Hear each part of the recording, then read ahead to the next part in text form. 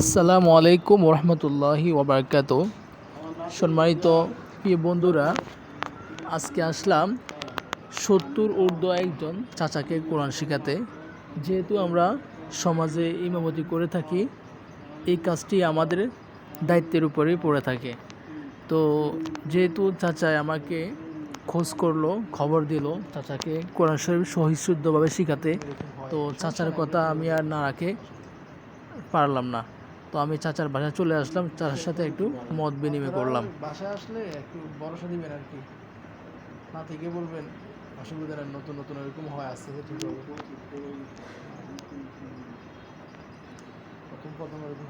আলহামদুলিল্লাহ, চাচার সাথে অনেকক্ষণ কথাবার্তা হলো। তো চাচাকে ভালোভাবে কোরআনটা শিখাইতে বললো। চাচার একজন নাতি রয়েছে হাফেজ, তার কথাও বললো, তাকে আমরা আরেকটু উৎসাহ দেওয়ার জন্য। চাচা আলহামদুলিল্লাহ মাখরাজ অনেক ভালোভাবে শিখতেছে, চাচা অনেক চেষ্টা করতেছে সহিশুদ্ধভাবে কোরআন শিখতে। তাই আগে মাখরাজটা উপর চাচা বেশি নজর দিতেছে। ভালো লাগবে, কারণ কোনটা কোন জায়গা থেকে আসতেছে জানতে পারলে তাহলে বোঝা গেল আমি সঠিকভাবে বুঝতে পারতেছি। ঠিক আছে, এটাই ভালো বুদ্ধি করছেন। এটা ঠিক আছে।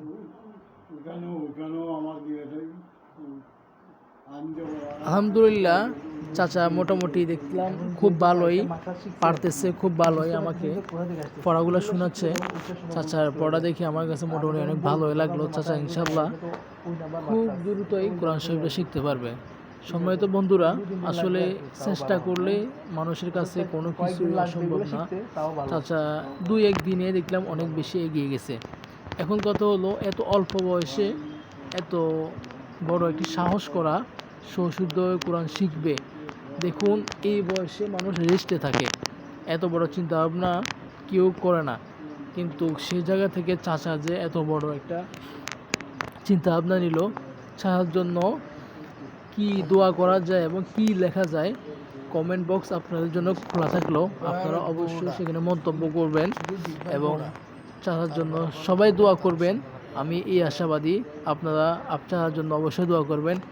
এরপরে চাচার সামনে দেখেন চাচার একজন দুষ্ট নাতি রয়েছে, যে কিনা তার দাদাকে একটু শান্তি দিচ্ছে না পড়তে। তো আমি যখন একটু বকা দিলাম, তো ওই দিকে ফিরে গেছে। তো এবং আপনারা চাচা এবং চাচার নাতি এবং আমার জন্য, আমাদের সবার জন্য, যেহেতু রমজান মাস, সবাই এখন বেশি বেশি আমল করবেন, বেশি বেশি ভালো কাজ করবেন। এই সময়টায় দোয়া করলে অনেক বেশি কাজে আসবে। তো আপনারা সবাই আমার জন্য, চাচার জন্য, আমাদের সবার জন্য দোয়া করবেন ইনশাল্লাহ। আমরা সেই আশা কামনা করি। আজকে আপনাদের থেকে বিদায় নিব। তো তার আগে আমি আরেকটা কথা বলে রাখি, আমার এই পেজটি আপনারা সবাই ফলো করবেন এবং আমার সাথে থাকবেন। ধন্যবাদ, সবাই ভালো থাকবেন। আসসালামু আলাইকুম ওয়া রাহমাতুল্লাহি ওয়া বারাকাতুহু।